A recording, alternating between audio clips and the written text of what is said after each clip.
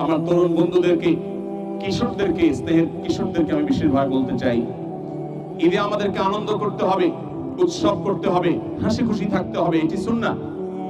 কিন্তু এর মানে এই নয় যে মুসলমানের উৎসব কারোর বিরক্তির কারণ হবে, কারোর কষ্টের কারণ হবে। এটা কোনো সুস্থ উৎসব নয় যেই উৎসব অন্য মানুষের বেদনার কারণ হয়, কষ্টের কারণ হয়। আমার কিশোর বন্ধুরা, তোমরা অনেকে ঈদ উপলক্ষে বিভিন্ন জায়গায় ছোটখাটো পিকআপ ভাড়া করে, অনেক সময় ট্রাক ভাড়া করে তোমরা দলে দলে বিভিন্ন সড়ক প্রদক্ষিণ করো এবং বড় বড় সাউন্ড বক্স ভাড়া করে হাই ভলিউমে তোমরা মিউজিক বাজাতে বাজাতে সড়কের এই মাথা থেকে ও মাথা পর্যন্ত তোমরা প্রদক্ষিণ করো। তোমরা জানো এর ফলশ্রুতিতে বহু দুর্ঘটনা ঘটে। কারণ যখন হাই ভলিউমে তোমরা মিউজিক বাজাতে থাকো, তখন যিনি গাড়ির চালক থাকেন তিনি পেছন থেকে কোনো হর্ন শুনতে পান না, কোনো সিগন্যাল তিনি অনুভব করা কঠিন হয়ে যায় তার জন্য। এক্ষেত্রে দুর্ঘটনা যেমন সম্ভাবনা থাকে, ঠিক একইভাবে তুমি যখন বিকট আওয়াজে, এই গানের আওয়াজে তুমি সড়কগুলোকে প্রকম্পিত করে তুলছো, ঠিক তখনই হয়তো কেউ এই গান শুনতে চাচ্ছে না, তিনি হয়তো রেস্ট করতে চাচ্ছেন, তিনি হয়তো ঘুমোতে চাচ্ছেন, কেউ হয়তো মোবাইলে কথা বলতে চাচ্ছেন।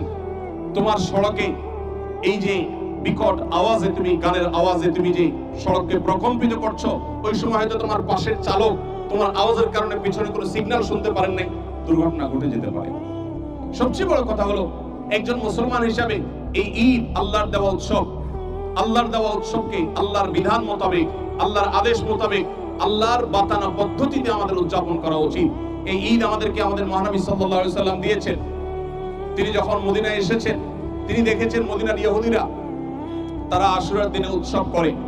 নবী করিম সাল্লাল্লাহু আলাইহি সাল্লাম আল্লাহ রাব্বুল আলামিনের ওহীর নির্দেশের মাধ্যমে তিনি তখন আমাদেরকে দুটি ঈদ দিয়েছেন, একটা হলো ঈদুল ফিতর, একটা হলো ঈদুল আযহা। নবীজির দেওয়া ঈদ শয়তানের বাতানো পদ্ধতিতে, আল্লাহর নিষিদ্ধ পদ্ধতিতে উদযাপন করা, এটা কোনো মুসলমানের কাজ হতে পারে না।